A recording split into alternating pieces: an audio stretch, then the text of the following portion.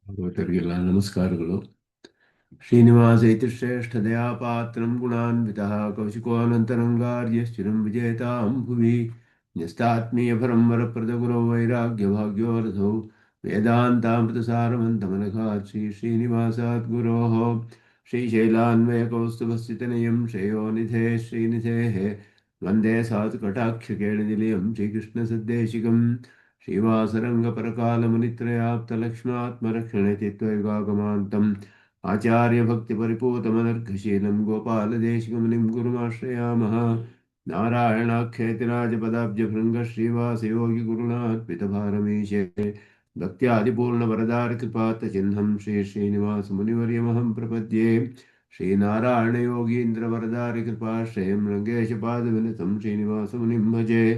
श्रीमान् वेङ्कटनाथार्य कवितार्किककेसरी वेदान्ताचार्यवर्यो मे सन्निधत्तां सदा हृदि यो नित्यमच्युतपदाम्बुजयुग्मरुक्मव्यामोहतः तरितराणि तृणाय मेने अस्मद्गुरोर्भगवतोऽस्य देकसिन्धो रामानुजस्य चरणौ शरणं प्रपद्ये।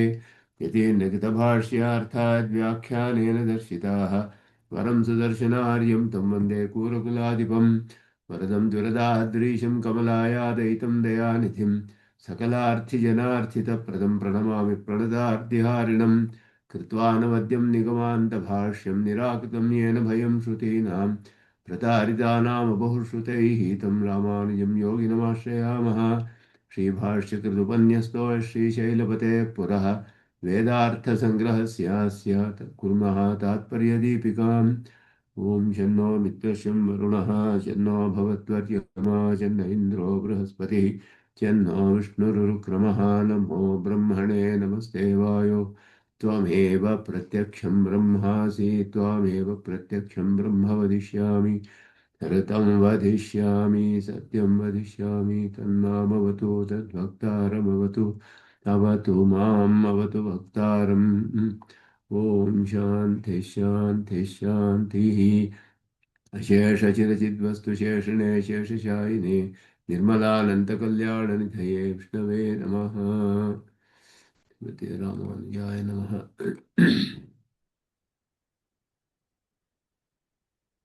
ಇವತ್ತು ಎಲ್ಲ ಕಡೆಯೂ ಪಾರಾಯಣಗಳು ನಡೀತಾ ಇದೆ. ಅಧ್ಯಯನೋತ್ಸವ, ಪಾದುಕಾಸಹಸ್ರ ಪಾರಾಯಣ ಎಲ್ಲ, ಆದ್ದರಿಂದ ಎಲ್ಲ ಅದರಲ್ಲಿ ಅನ್ವಯಿಸಿರ್ತಾರೆ. ಅದನ್ನು ನಮ್ಮ ಕ್ಲಾಸ್ ನಾವು ಮುಗಿಸೋಣ, ಮುಂದುವರಿಸೋಣ. ರೆಕಾರ್ಡಿಂಗ್ ಹೆಂಗೂ ಇರುತ್ತೆ, ಅದರಲ್ಲಿ ಕೇಳ್ಕೊಳ್ಬಹುದು. ಆದ್ದರಿಂದ ಇಲ್ಲಿ ಪೂರ್ವಮೀಮಾಂಸಾ ಶಾಸ್ತ್ರದ ಒಂದು ಪ್ರಧಾನವಾದ ಕರ್ಮಗಳಿಗೆ ಫಲ ಹೇಗೆ ಬರುತ್ತೆ ಅನ್ನುವ ವಿಷಯದಲ್ಲಿ ವಿಚಾರ ಮಾಡ್ತಾ ಇರೋದು. ಕರ್ಮವೇ ಫಲವನ್ನು ಕೊಡುತ್ತೆ ಅನ್ನೋದು ಮೊದಲ ವಿಷಯ. ಆ ಕರ್ಮವು ಫಲವನ್ನು ಕೊಡುವಾಗ ಯಾವ ರೀತಿಯಲ್ಲಿ ಕೊಡುತ್ತೆ ಅನ್ನೋದು ಇನ್ನೊಂದು ಮುಖ್ಯವಾದ ವಿಷಯ. ಕರ್ಮವೇ ಫಲವನ್ನು ಕೊಡುತ್ತೆ ಅನ್ನೋದನ್ನೇ ನಾವು ನಿರಾಕರಣೆ ಮಾಡ್ತೇವೆ. ಕರ್ಮದಿಂದ ಆರಾಧಿಸಿದ ದೇವತೆಯೇ ಫಲ ಕೊಡೋದು ಅನ್ನೋದು ಸಿದ್ಧಾಂತ. ಅದಕ್ಕೆ ಮೇಲೆ ಕರ್ಮವು ಫಲ ಕೊಡುವಾಗಲೂ ಕೂಡ ಕರ್ಮದಲ್ಲಿ ನಮಗೆ ವೇದವಾಕ್ಯಗಳಲ್ಲಿ ಯಾವುದು ಫಲ ಅಂತ ತಿಳಿದು ಬರುತ್ತೋ ಆ ಫಲವು ತಕ್ಷಣ ಬರದೇ ಇರಬಹುದು, ಯಾವುದೋ ಕಾಲದಲ್ಲಿ ಬರುತ್ತೆ. ಕರ್ಮವು ನಷ್ಟವಾಗಿಬಿಟ್ರೆ, ಮುಗಿದು ಹೋದರೆ ಆ ಫಲ ಹೇಗೆ ಬರುತ್ತೆ ಅಂದರೆ ಅದಕ್ಕೆ ಒಂದು ಅಪೂರ್ವ ಅನ್ನೋದು ಉತ್ಪನ್ನವಾಗಿ ಅದರ ಮೂಲಕ ಅದು ಪ್ರಧಾನ ಫಲ ಬರುತ್ತೆ. ವೇದದಲ್ಲಿ ಶ್ರುತಿ ವಾಕ್ಯದಲ್ಲಿ ಹೇಳಿದಂತಹ ಫಲವು ಅಪೂರ್ವದ ಮೂಲಕ ಬರುತ್ತೆ. ನಿಯೋಗ ಅಂದರೂ ಅದುವೇ, ಅದರ ಮೂಲಕ ಬರುತ್ತೆ ಅಂತ ಹೇಳ್ತಾರೆ. ಆ ಅಪೂರ್ವದ ವಿಷಯದಲ್ಲಿ ಈಗ ವಿಚಾರ ಮಾಡ್ತಾ ಇರೋದು. ಅಪೂರ್ವ ಅನ್ನೋದು ಮೊದಲು ಕರ್ಮಗಳೆಲ್ಲ, ವಾಕ್ಯಗಳಲ್ಲೆಲ್ಲ ಸಿದ್ಧ ವಸ್ತುವನ್ನು ಬೋಧಿಸೋದೇ ಎಲ್ಲ ಶಬ್ದ. ಇದನ್ನೆಲ್ಲ ಪೂರ್ವಮೀಮಾಂಸಕರ ಅಭಿಪ್ರಾಯಗಳನ್ನೆಲ್ಲ ಪರೀಕ್ಷೆ ಮಾಡಿ ನಿರಾಕರಣೆ ಮಾಡಿ ಈಗ ಕಾರ್ಯದ ವಿಷಯದಲ್ಲಿ ಕರ್ಮವನ್ನು ಫಲವನ್ನು ಕೊಡುವಾಗ ಯಾವ ರೀತಿಯಲ್ಲಿ ಫಲ ಉತ್ಪತ್ತಿಯಾಗುತ್ತೆ ಅಂತ ಹೇಳಿದ್ರೆ, ಸ್ವರ್ಗವು ಫಲವಾಗಿ ಹೇಳಿದರೆ ಸ್ವರ್ಗ ಫಲ ಯಾವುದೋ ಕಾಲದಲ್ಲಿ ಬರುತ್ತೆ, ಯಾವುದೋ ಜನ್ಮದಲ್ಲಿ ಬರಬಹುದು. ಅದು ಹೇಗೆ ಬರುತ್ತೆ ಅಂದರೆ ಇವರಿಗೆಲ್ಲ ಒಬ್ಬೊಂದು ಅಪೂರ್ವವು ಉಂಟಾಗುತ್ತೆ ಒಂದೊಂದು ಕರ್ಮದಲ್ಲಿಯೂ. ಆಯಾ ಅಪೂರ್ವಗಳು ಆಯಾ ಅಧಿಕಾರಿಯಲ್ಲಿಯೇ ಇರುತ್ತೆ, ಆಯಾ ಜೀವಾತ್ಮರುಗಳಿಗೆ ಸಂಬಂಧಿಸಿದಂತೆ. ಅದಕ್ಕೆ ಯಾವ ಕಾಲದಲ್ಲಿ ಫಲ ಕೊಡಬೇಕು ಅಂತ ಒಂದೊಂದು ಅಪೂರ್ವಕ್ಕೂ ಒಂದೊಂದು ನಿಯತವಾದ ಕಾಲವಿರುತ್ತೆ. ಕರ್ಮಗಳಿಗೆಲ್ಲ ನಿಯತವಾದ ಕಾಲವಿರುತ್ತೆ. ಅದು ಯಾರು ಯಾವ ಕಾಲದಲ್ಲಿ ಅಂತ ಹೇಳೋಕ್ಕಾಗೋದಿಲ್ಲ.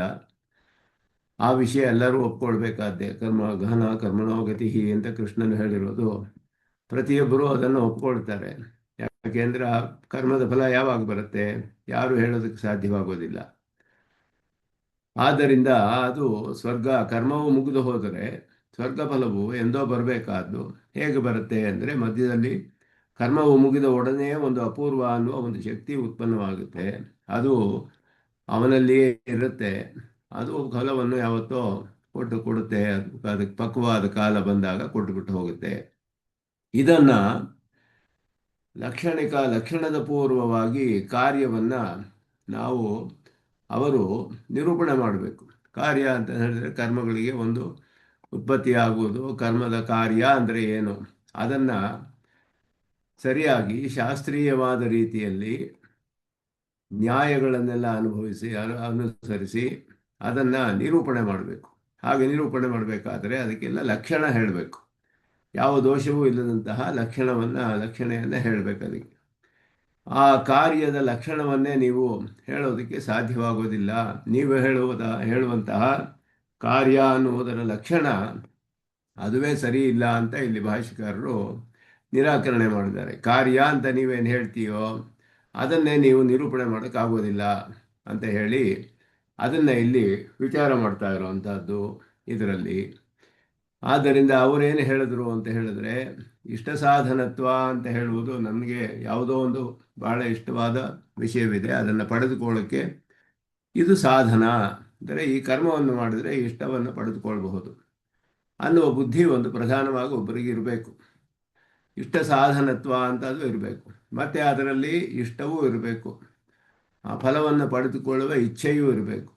ಇದಕ್ಕೆ ಮೇಲೆ ಆ ಫಲವು ತಕ್ಷಣ ಬರದೇ ಇರೋದ್ರಿಂದ ಈಗ ತಕ್ಷಣದಲ್ಲಿ ಈಗ ಮಾಡ್ತಿರುವ ಒಂದು ಈ ಕರ್ಮಕ್ಕೆ ಉದ್ದೇಶವೇನು ಅನ್ನೋದು ಕೂಡ ಒಂದು ಇರಬೇಕು ಅಂತ ಮೂರನೇದಾಗಿ ಹೇಳ್ತಾರೆ ಅವರು.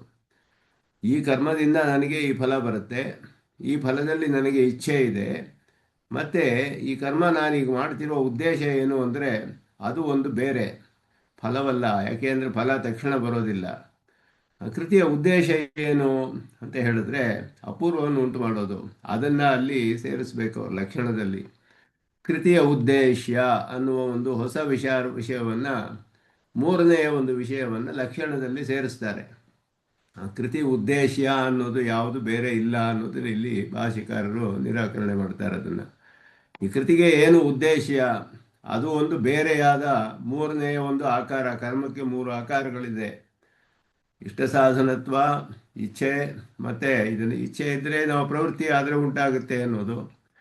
ಇಚ್ಛೆ ಪಡುವಂಥದ್ದು, ಫಲದಲ್ಲಿ ಇಚ್ಛೆ ಇರಬೇಕು, ಇಚ್ಛೆ ಇಲ್ಲದೆ ಹೋದರೆ ಯಾರು ಮಾಡೋದಿಲ್ಲ. ಮತ್ತು ನನ್ನ ಇಚ್ಛಿಸಿದ ಪದಾರ್ಥ ಪಡೆದುಕೊಳ್ಳೋಕ್ಕೆ ಇದು ಸಾಧನ ಅನ್ನುವ ಬುದ್ಧಿ ಇರಬೇಕು, ತಿಳಿಬೇಕು. ಅದಕ್ಕೆ ಮೇಲೆ ಈಗ ನಾನು ಈ ಕರ್ಮ ಮಾಡುವುದರ ಉದ್ದೇಶ ಏನು? ಸ್ವರ್ಗ ನನಗೆ ತಕ್ಷಣ ಬರೋದಿಲ್ವಲ್ಲ. ಆದ್ದರಿಂದ ತಕ್ಷಣದ ಉದ್ದೇಶ ಏನಂದರೆ ತಕ್ಷಣ ಉತ್ಪನ್ನವಾಗುವ ಫಲ ಇರಬೇಕು, ಅದು ಅಪೂರ್ವ ಅಂತ ಹೇಳೋದು. ಆದ್ದರಿಂದ ಅದು ಕೃತಿಗೆ ಒಂದು ಉದ್ದೇಶ ಅನ್ನೋದು ಬೇರೆ ಇದೆ. ಕೃತಿ ಮಾಡ್ತಿರುವ ಉದ್ದೇಶ ಏನು ಅಂದರೆ ಸ್ವರ್ಗ ಅನ್ನೋದು ಎಂದೋ ಬರುತ್ತೆ, ಆದ್ದರಿಂದ ಇವಾಗ ತಕ್ಷಣಕ್ಕೆ ನನಗೆ ಮನಸ್ಸಿನಲ್ಲಿರೋದು ಅಪೂರ್ವವನ್ನು ಸೃಷ್ಟಿ ಮಾಡೋದೇ ಅನ್ನುವುದು ಒಂದು ಸೇರಿಸ್ಕೊಳ್ಬೇಕು ಅಂತ ಅವರು ಹೇಳ್ತಾರೆ. ಇದು ಸರಿ ಇಲ್ಲ ಅಂತ ಭಾಷ್ಯಕಾರರು ಇಲ್ಲಿ ನಿರೂಪಣೆ ಮಾಡ್ತಾ ಇರೋದು. ಅದಕ್ಕೆ ಇಲ್ಲಿ ಹೇಳ್ತಿದ್ದಾರೆ. ಅದಕ್ಕೆ ಅದನ್ನು ಬೇರೆ ಬೇರೆ ರೀತಿಯಲ್ಲಿ ಶಬ್ದಗಳನ್ನೆಲ್ಲ ಉಪಯೋಗಿಸಿ ಅವರು ಉಪಪತ್ತಿಗಳನ್ನೊಡನೆ ಅದನ್ನು ನಿರೂಪಣೆ ಮಾಡೋಕ್ಕೆ ವಾದ ಮಾಡ್ತಾರೆ, ಈ ಶಬ್ದಗಳನ್ನೆಲ್ಲ ಉಪಯೋಗಿಸಿ. ಅದಕ್ಕೆ ಮೇಲೆ ಅವರು ಏನು ಹೇಳ್ತಾರೆ ಅಂದರೆ ಇಲ್ಲಿ ವಿಚಾರ ಮಾಡ್ತಾರೆ ಭಾಷ್ಯಕಾರ. ಅಥ ಉಚ್ಯೇತ, ಈ ರೀತಿ ನೀವು ಹೇಳ್ಬೋದು. ಇಷ್ಟತಾ ಹೇತುಶ್ಚ ಪುರುಷ ಅನುಕೂಲತಾ, ಬಹಳ ನನಗೆ ಅನುಕೂಲವಾಗಿದೆ ಅನ್ನೋದೇ ಇಷ್ಟಕ್ಕೆ ಕಾರಣ. ಅನುಕೂಲವಾಗಿರೋದು ನಮಗೆ ಇಷ್ಟಪಡೋದಕ್ಕೆ ಕಾರಣವಾಗುತ್ತೆ. ಫಲವು ನಮಗೆ ಅನುಕೂಲವಾಗಿದ್ದರೆ ಅದನ್ನು ನಮಗೆ ಅದರ ಬಗ್ಗೆ ಇಚ್ಛೆ ಬರುತ್ತೆ, ಇಷ್ಟ ಉಂಟಾಗುತ್ತೆ. ತತ್ಪುರುಷಾನುಕೂಲತ್ವಂ ಕೃತಿ ಉದ್ದೇಶ್ಯತ್ವಂ, ಅನುಕೂಲವಾಗಿದೆ ಅನ್ನುವ ಬುದ್ಧಿ ಏನು ಇದೆಯೋ, ಪುರುಷನಿಗೆ ಅನುಕೂಲವಾಗಿರೋದು ಅನ್ನೋ ಒಂದು ಇದೆಯಲ್ಲ, ಅದು ಇಚ್ಛೆ ಪಡೋದಕ್ಕೆ ಕಾರಣ. ಆದ್ದರಿಂದ ಇದು ನಮಗೆ ಅನುಕೂಲವಾಗಿರುತ್ತೆ ಅಂತ ತಿಳಿದಾಗ ಅದರ ಮೇಲೆ ಇಚ್ಛೆ ಬರುತ್ತೆ. ಆದ್ದರಿಂದ ಆ ಕರ್ಮವನ್ನು ಮಾಡ್ತಾನೆ. ಅದುವೇ ಕೃತಿಯ ಉದ್ದೇಶ ಅಂತ ಅವರು ಕೃತಿ ಉದ್ದೇಶತ್ವವನ್ನು ಡಿಫೈನ್ ಮಾಡಬೇಕು. ಅವರು ಅದಕ್ಕೆ ಲಕ್ಷಣ ಹೇಳಬೇಕು. ಹೇಳಿದ್ರೆ ಅದು ಸರಿ ಇಲ್ಲ ಅಂತ ಹೇಳ್ತಾರೆ. ಯಾಕೆ ಅಂದರೆ ಪುರುಷನಿಗೆ ಅನುಕೂಲ ಅನ್ನೋದು ಏನು? ಸುಖವೇ. ಈ ಅನರ್ಥಾಂತರಂ. ಅನುಕೂಲವಾಗಿರೋದು ಅಂದರೆ ಸುಖ ಅಂತಲೇ ಅರ್ಥ, ಸುಖವಾಗಿರೋದು. ತಥಾ ಪುರುಷ ಪ್ರತಿಕೂಲಂ ದುಃಖ ಪರ್ಯಾಯಂ. ಅನುಕೂಲವಾಗಿರುವುದು ಸುಖ, ಪ್ರತಿಕೂಲವಾಗಿರುವುದು ದುಃಖ. ಆದ್ದರಿಂದ ಸುಖಕ್ಕಿಂತ ಬೇರೆಯಾದ ಸುಖ ವ್ಯತಿರಿಕ್ತಸ್ಯ ಕಸ್ಯಾಪಿ ಪುರುಷಾನುಕೂಲತ್ವ ನ ಸಂಭವತಿ. ಸುಖ ಅನ್ನೋದಕ್ಕಿಂತ ಬೇರೆಯಾದದ್ದು ಅನುಕೂಲ ಅನ್ನೋದು ಸಿಗೋದಿಲ್ಲ.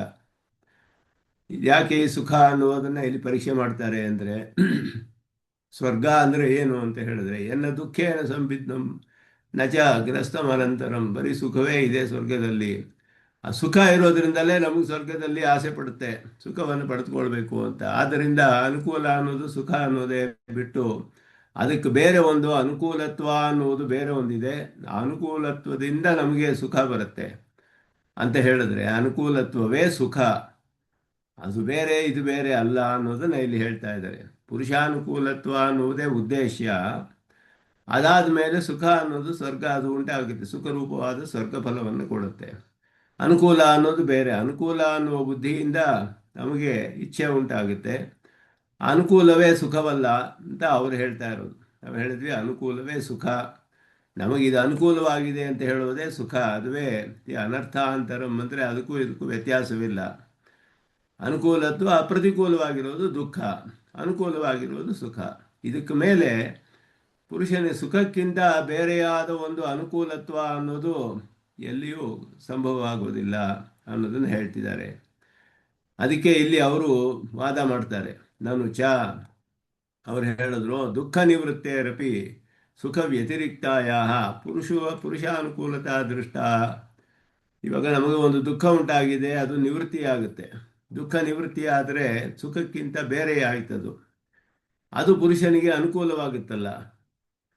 ದುಃಖ ನಿವೃತ್ತಿಯೇ ನಮಗೆ ಅನುಕೂಲ, ಅದು ಸುಖವಲ್ಲ. ಅದು ಬರೀ ದುಃಖ ನಿವೃತ್ತಿ ಆಗುತ್ತೆಯೇ ಹೊರತು ಸುಖ ಆಗೋದಿಲ್ಲ ಅದು.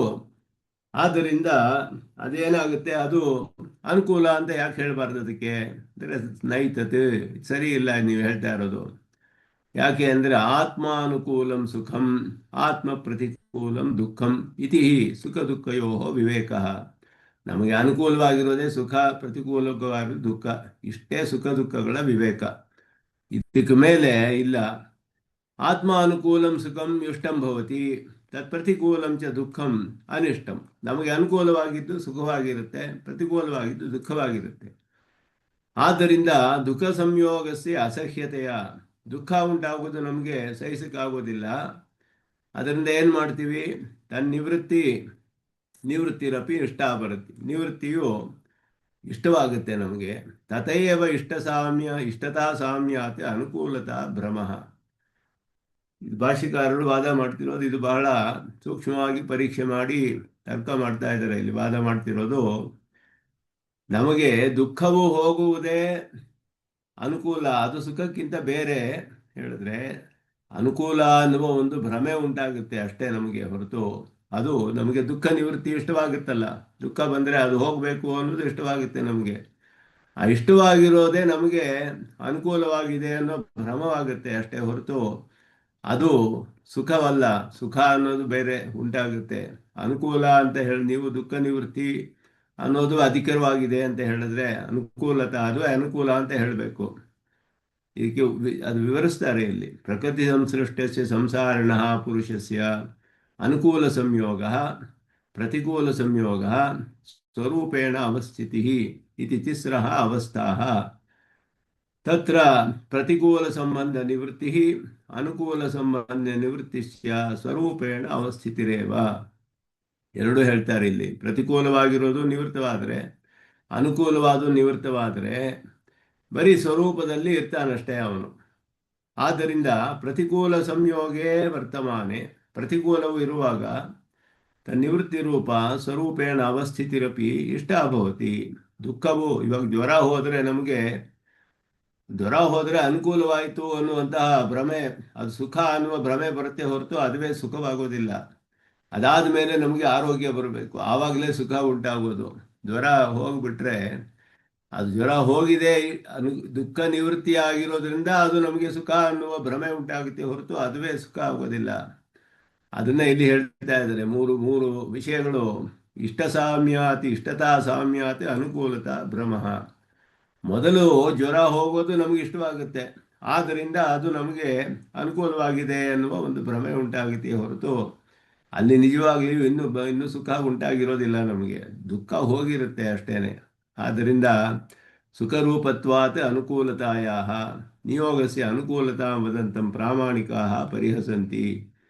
ಇಲ್ಲಿ ಏನು ಹೇಳ್ತಿದ್ದಾರೆ ಕಡೆಯಲ್ಲಿ ಅಂದರೆ, ಕರ್ಮದಿಂದ ಅಪೂರ್ವ ಉಂಟಾಗುವುದು ಇವನಿಗೆ ಅನುಕೂಲ ಅನ್ನುವ ದೃಷ್ಟಿಯಿಂದ ಉಂಟಾಗುತ್ತೆ ಅಂತ ಹೇಳೋದು ಪ್ರಾಮಾಣಿಕರು ಒಪ್ಕೊಳ್ಳೋದಿಲ್ಲ ಅನ್ನೋದನ್ನ ಇಲ್ಲಿ ಹೇಳ್ತಾ ಇದ್ದಾರೆ. ಅಪೂರ್ವ ಅನ್ನೋದನ್ನ ಇಲ್ಲಿ ನಿರಾಕರಣೆ ಮಾಡ್ತಿದ್ದಾರೆ. ಅದನ್ನ ಸುದರ್ಶನ ಸೂರ್ಯಗಳು ವಿವರಿಸ್ತಾರೆ ಇಲ್ಲಿ. ಇಷ್ಟತ್ವ ಹೇತು ಪುರುಷಾನುಕೂಲತ್ವಂ ನಾಮ ತೃತೀಯಾಕಾರ ಸಯೇವ ಕೃತಿ ಉದ್ದೇಶ್ಯತ್ವಂ ಇತಿ ಅರ್ಥ ಅಂತ. ಇಷ್ಟಕ್ಕೆ ಕಾರಣವಾದ ಪುರುಷರ ಅನುಕೂಲತ್ವ ಅಂತ ಹೇಳೋದು ಕೃತಿಯ ಉದ್ದೇಶ್ಯತ್ವ ಅಂತ ಹೇಳಿದ್ರೆ ಅದು ಬೇರೆಯಲ್ಲ ಅಂತ ಹೇಳ್ತಿದ್ದಾರೆ. ನೈವಂ ದೃಷ್ಟಾಂತಾರ್ಥಂ ತಥಾ ಇತಿ ಉಚ್ಯತೆ. ಕಾರ್ಯಂ ಯಥಾ ದುಃಖ ವ್ಯತಿರಿಕ್ತತ್ವಾತ್ ಪುರುಷ ಪ್ರತಿಕೂಲಂ ನ ಭವತಿ ತಥಾ ದುಃಖ ವ್ಯತಿರಿಕ್ತತೆಯ ತದ ಅನುಕೂಲಸ್ಮಿ ತಸ್ಯ ನಾಸ್ತಿ ಅಂತ ಹೇಳಿ. ಕಾರ್ಯವು ದುಃಖಕ್ಕಿಂತ ಬೇರೆಯಾದದ್ದು ಪುರುಷನಿಗೆ ಪ್ರತಿಕೂಲವಾಗೋದಿಲ್ಲವೋ ಹಾಗೆ ದುಃಖಕ್ಕೆ ವ್ಯತಿರಿಕ್ತವಾದದ್ದು ಕೂಡ ಅನುಕೂಲವೂ ಆಗೋದಿಲ್ಲ. ದುಃಖಕ್ಕಿಂತ ಬೇರೆಯಾದದ್ದು ಪುರುಷನಿಗೆ ಪ್ರತಿಕೂಲ ಹೇಗೆ ಆಗೋದಿಲ್ಲವೋ ದುಃಖಕ್ಕಿಂತ ಬೇರೆಯಾದದ್ದು ಪುರುಷನಿಗೆ ಅನುಕೂಲವಾಗೋದಿಲ್ಲ. ಇದು ಸುದರ್ಶನ ಸೂರ್ಯಗಳು ಹೇಳ್ತಾರೆ. ಈಗ ದುಃಖವನ್ನು ಹೋದರೆ ಅನುಕೂಲ ಅನ್ನುವ ಒಂದು ಸುಖ ಅನ್ನುವ ಭ್ರಮೆ ಉಂಟಾಗುತ್ತೆಯೇ ಹೊರತು ನಿಜವಾಗಿಯೂ ಸುಖ ಉಂಟಾಗಿರೋದಿಲ್ಲ. ಅಲ್ಲಿ ದುಃಖ ಹೋಗಿರುತ್ತೆ ಅಷ್ಟೇ, ಅದಾದ ಮೇಲೆ ಸುಖ ಉಂಟಾಗಬೇಕು. ಆದ್ದರಿಂದ ಅದುವೇ ನಮಗೆ ದುಃಖ ಹೋಗದೆ ಸಾಕು, ಅದುವೇ ಅನುಕೂಲ ಅಂತ ಹೇಳಿದ್ರೆ, ಅನುಕೂಲ ಅನ್ನೋದು ಯಾಕೆ ಅಂತ ಹೇಳಿದ್ರೆ ದುಃಖ ನಿವೃತ್ತಿ ಇವನಿಗೆ ಆಗಿರೋದ್ರಿಂದ ಅದು ಭ್ರಮೆ. ಆದರೆ ಇನ್ನೂ ಸುಖ ಉಂಟಾಗಿರೋದಿಲ್ಲ ಅವನಿಗೆ, ಸುಖ ಆಮೇಲೆ ಉಂಟಾಗಬೇಕು ಅವನಿಗೆ. ಅದನ್ನ ಇಲ್ಲಿ ಹೇಳ್ತಾರೆ. ಸುಖ ವ್ಯತಿರಿಕ್ತ ದುಃಖ ನಿವೃತ್ತವು ಅನುಕೂಲತ್ವ ದರ್ಶನಾತ್ ಸುಖ ವ್ಯತಿರಿಕ್ತ ಕಾರ್ಯಸ್ಯಾಪಿ ಅನುಕೂಲತ್ವ ಉಪಪದ್ಯತೆ.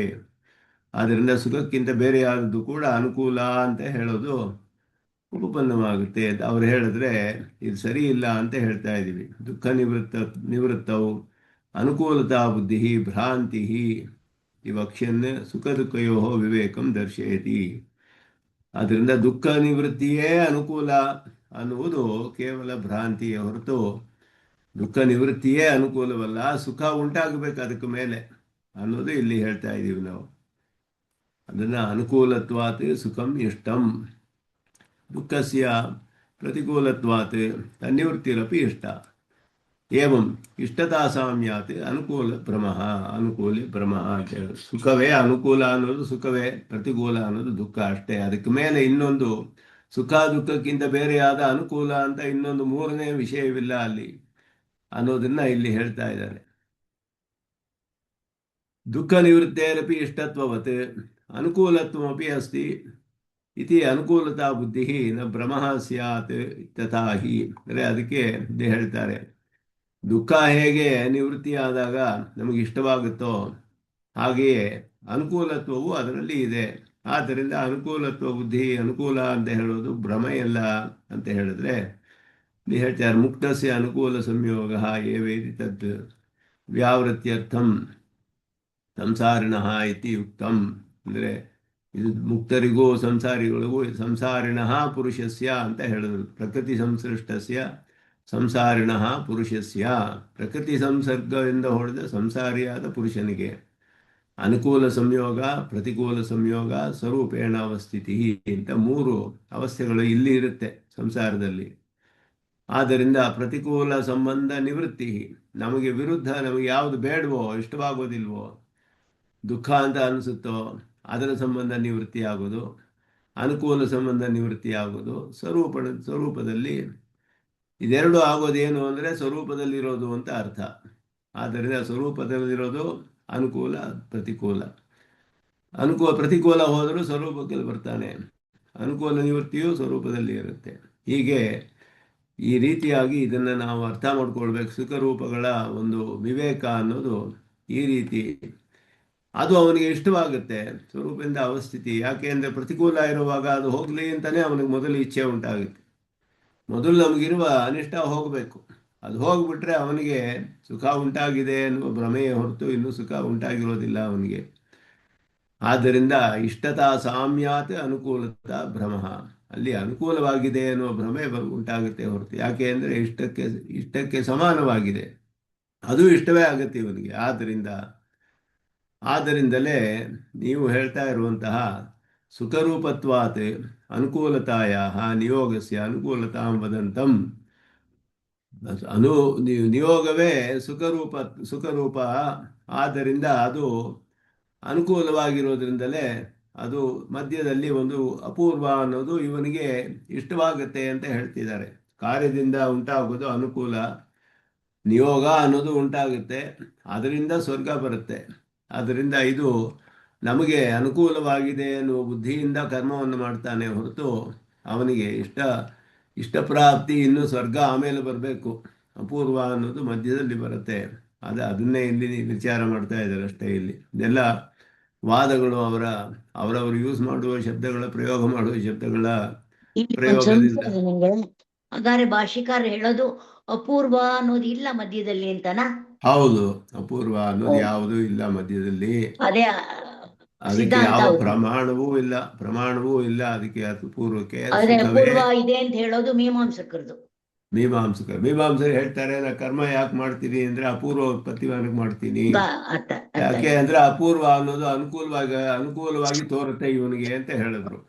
ಅಂದ್ರೆ ಭಾಷಿಕಾರ ಹೇಳೋದು ಅನುಕೂಲತಾ ಅನ್ನೋದೇ ಗುರಿ ಅಷ್ಟೇನೆ. ಅನುಕೂಲತಾ ಸುಖವೇ ಅನುಕೂಲತಾ ಅಂತ ಹೇಳೋದು ಅಷ್ಟೇ. ಅವನು ಸುಖವೂ ದುಃಖವೂ ಎರಡೂ ಇಲ್ಲದೆ ಇರೋ ಒಂದು ಸ್ವರೂಪ ಸ್ಥಿತಿ ಒಂದು ಇರುತ್ತೆ ಅವನಿಗೆ. ಅವ್ರು ಹೇಳೋ ಮೋಕ್ಷ ಹೇಗೆ ಅಂದ್ರೆ ಸುಖವೂ ಇರೋದಿಲ್ಲ, ದುಃಖವೂ ಇರೋದಿಲ್ಲ, ಬರೀ ಸ್ವರೂಪದಲ್ಲಿ ಇರ್ತಾನೆ. ಅದುವೇ ಮೋಕ್ಷ ಅವರಿಗೆ. ಹಾಗೆ ಇರುವಂತಹ ಮೋಕ್ಷ ಯಾರು ಇಷ್ಟಪಡ್ತಾರೆ ಅನ್ನೋದು ಕೇಳ್ತಾರೆ ಇಲ್ಲಿ. ಮೋಕ್ಷ ವಿಷಯ ಆದ ಬರುತ್ತೆ. ಮೋಕ್ಷದ ವಿಷಯದಲ್ಲಿ ಅವರು ಇನ್ನೂ ವಿಷಯವಾಗಿ ಹೇಳ್ತಾರೆ. ಆದರೆ ಒಂದು ಕರ್ಮ ಮಾಡೋದು ಇವನ ಉದ್ದೇಶ ಏನು ಅಂತ ಹೇಳಿದ್ರೆ, ಅಪೂರ್ವ ಸೃಷ್ಟಿ ಮಾಡೋದೇ ಇವನಿಗೆ ಉದ್ದೇಶ ಅಂತ ಹೇಳಿದ್ರೆ, ಅಪೂರ್ವ ಅನ್ನೋದು ನಮಗೆ ಯಾವುದು ಅನುಕೂಲ ಅಂತ ಯಾರಿಗೆ ತೋರು ಬರುತ್ತೆ? ಇವಾಗ ನಾವು ಜ್ಯೋತಿಷ್ಠೋಮಯಾಮ ಮಾಡಿದ್ರೆ ನನಗೆ ಅನುಕೂಲವಾದ ಒಂದು ಅಪೂರ್ವ ಉಂಟಾಗುತ್ತೆ ಅಂತ ಯಾರಿಗಾದ್ರೂ ಬುದ್ಧಿ ಉಂಟಾಗುತ್ತೆ ಅಂತ ಇಲ್ಲಿ ಪ್ರಶ್ನೆ ಮಾಡ್ತಾ ಇದ್ದಾರೆ. ಸ್ವರ್ಗ ಅನ್ನೋದೇನು ಸುಖ ಅಂತ ತಿಳಿದಿರೋದ್ರಿಂದ ಅದನ್ನು ಪಡೆದುಕೊಳ್ಳೋಕೆ ಮಾಡ್ತಾನೆ ಹೊರತು, ಅಪೂರ್ವ ಅನ್ನೋದು ಮಧ್ಯದಲ್ಲಿ ನಮಗೆ ಆ ಸುಖವನ್ನು ಉಂಟು ಮಾಡುವುದಕ್ಕೆ ಇದು ಅನುಕೂಲವಾಗಿದೆ, ಆದ್ದರಿಂದ ಇದನ್ನು ಉತ್ಪತ್ತಿ ಮಾಡೋಕ್ಕೆ ಈ ಕರ್ಮ ಮಾಡ್ತಾ ಇದ್ದೀನಿ, ಈ ಉದ್ದೇಶದಿಂದ ಒಬ್ಬ ಕರ್ಮ ಮಾಡ್ತಾನೆ ಅಂತ ಅವರು ವಾದ ಮಾಡ್ತಾರೆ. ಅಪೂರ್ವವನ್ನು ಉದ್ದೇಶದಲ್ಲಿ ಇಟ್ಕೊಂಡೇ ಇವನು ಕರ್ಮವನ್ನು ಮಾಡ್ತಾನೆ ಅಂತ ಹೇಳಿದ್ರೆ, ಅಪೂರ್ವ ಯಾರು ಕಂಡಿಲ್ಲ, ಅದರ ವಿಷಯ ಯಾವ ಪ್ರಮಾಣದಲ್ಲೂ ಗೊತ್ತಾಗೋದಿಲ್ಲ, ಅದು ನನಗೆ ಬಹಳ ಅನುಕೂಲ ಅಂತ ಯಾರಿಗೆ ಅನುಭವ ಆಗುತ್ತೆ? ನಿಮಗೇನಾದ್ರೂ ಅನುಭವ ಆಗಿದೆಯೇ ಅಂತ ಪ್ರಶ್ನೆ ಮಾಡ್ತಾರೆ. ಅದು ಆ ರೀತಿಯಲ್ಲಿ ಯಾರು ಸ್ವರ್ಗ ಅನ್ನೋದಿದೆ ಅಂತ ಹೇಳೋಕ್ಕೆ ಪ್ರಮಾಣಗಳಿದೆ ಅನ್ನೋದಕ್ಕೇನು ಸಂಬಂಧ? ಮುಂದೆ ಯಾವುದೋ ಸ್ವರ್ಗಲೋಕವಿದೆ, ಅಲ್ಲಿ ಬೇಕಾದಷ್ಟು ಲೋಕದಲ್ಲಿಯೂ ಅರಮನೆ ಮೊದಲಾದ ಕಡೆ ನೋಡಿದ್ರೆ ಅಲ್ಲೆಲ್ಲ ಹೋದರೆ ಒಳ್ಳೆ ಸ್ವರ್ಗದಂತಿದೆ ಅಂತ ಹೇಳ್ತೀವಿ ನಾವು. ಅದೆಲ್ಲ ನಮಗೆ ಒಂದು ಪದಾರ್ಥದ ವಿಷಯದಲ್ಲಿ ಬುದ್ಧಿ ಉಂಟಾಗೋದು, ಇಷ್ಟ ಸಾಧನತ್ವ, ಇಷ್ಟ ಅನ್ನೋದು ಉಂಟಾಗೋದು, ಇಚ್ಛೆ ಉಂಟಾಗೋದು ಗೊತ್ತಾಗುತ್ತೆ, ಲೋಕದಲ್ಲಿ ಅನುಭವ ಆಗುತ್ತೆ.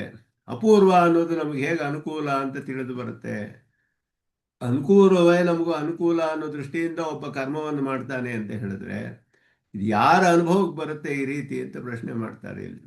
ಅದನ್ನೆಲ್ಲ ಇಲ್ಲಿ ಶಬ್ದಗಳಿಂದ ವಾದ ಮಾಡ್ತಾ ಇದ್ದಾರೆ. ಪ್ರತಿಕೂಲ ನಿವೃತ್ತೇ ಅನುಕೂಲತ್ವೇ ಅನ್ಯತರ ನಿವೃತ್ತಿ ಅನ್ಯತರ ಸಂಯೋಗ ಇತ್ಯುಕ್ತಂ ಭವತಿ. ಪ್ರತಿಕೂಲ ನಿವೃತ್ತಿ ಅನುಕೂಲವಾದರೆ ಅನುಕೂಲ ನಿವೃತ್ತಿ ಪ್ರತಿಕೂಲವಾಗುತ್ತೆ. ಸುಷುಪ್ತವು ಸುಖ ದುಃಖಯೋ ದ್ವಯೋರಪಿ ಪ್ರಸಂಗ ಪ್ರತಿಕೂಲ ನಿವೃತ್ತಿ ಅನುಕೂಲ ಸಂಯೋಗ ಅನುಕೂಲ ನಿವೃತ್ತಿಶ್ಚ ಪ್ರತಿಕೂಲ ಸಂಯೋಗಶ್ಚ ಭವತಿ. ದುಃಖ ನಿವೃತ್ತೇ ಅನುಕೂಲತ್ವ ನಾಸ್ತಿ ಇತ್ಯರ್ಥಃ. ದುಃಖ ನಿವೃತ್ತಿ ಅನ್ನೋದು ಒಂದು ಅನುಕೂಲ ಅಂತ ಅವ್ರು ಹೇಳೋದು ಸರಿ ಇಲ್ಲ ಅನ್ನೋದನ್ನ ಇಲ್ಲಿ ಹೇಳ್ತಾ ಇದ್ದಾರೆ. ಪ್ರತಿಕೂಲ ಸಂಯೋಗೇ ವರ್ತಮಾನೆ ತನ್ನಿವೃತ್ತಿರೂಪ ಸ್ವರೂಪೇಣ ಅವಸ್ಥಿತಿರಪಿ ಇಷ್ಟಾ ಭವತಿ ತತ್ರ ಇಷ್ಟತಾ ಸಾಮ್ಯಾತ್ ಅನುಕೂಲತಾ ಭ್ರಮಃ. ಇದು ಸಿದ್ಧಾಂತ. ಆದ್ದರಿಂದ ಅಲ್ಲಿ ನಮಗೆ ಇಷ್ಟವಾಗಿರೋದಕ್ಕೆ ಸಮನಾಗಿರೋದ್ರಿಂದ ಅನುಕೂಲವಾಗಿದೆ ಎನ್ನುವ ಭ್ರಮೆ ಉಂಟಾಗುತ್ತೆ ಹೊರತು ನಿಜವಾಗಿಯೂ ಅಲ್ಲಿ ಅನುಕೂಲ ಅನ್ನೋದು ಇರೋದಿಲ್ಲ. ಯಾಕೆ ಅಂತ ಹೇಳಿದ್ರೆ ಪ್ರತಿಕೂಲ ಹೋಗಿರುತ್ತೆ ಅಷ್ಟೇನೆ. ಸುಖರೂಪತ್ವಾತ್ ಸುಖ ಸ್ವರೂಪತ್ವಾತ್ ಅನುಕೂಲತಾಯ ನಿಯೋಗಸ್ಯ ಅನುಕೂಲತಾಂ ವದಂತಂ. ಯಾಕೆ ಅಂತ ಹೇಳಿದ್ರೆ ಸುಖ ಸ್ವರೂಪ ಅನುಕೂಲ ಅನ್ನೋದು ಸುಖ ಸ್ವರೂಪವಾಗಿರಬೇಕು. ನಮಗೆ ಇದು ಬಹಳ ಅನುಕೂಲವಾಗಿದೆ ಅಂತ ಹೇಳಿದ್ರೆ ಸುಖ ಸ್ವರೂಪ, ಪ್ರತಿಕೂಲವಾಗಿದೆ ಅಂದರೆ ದುಃಖ ಸ್ವರೂಪ.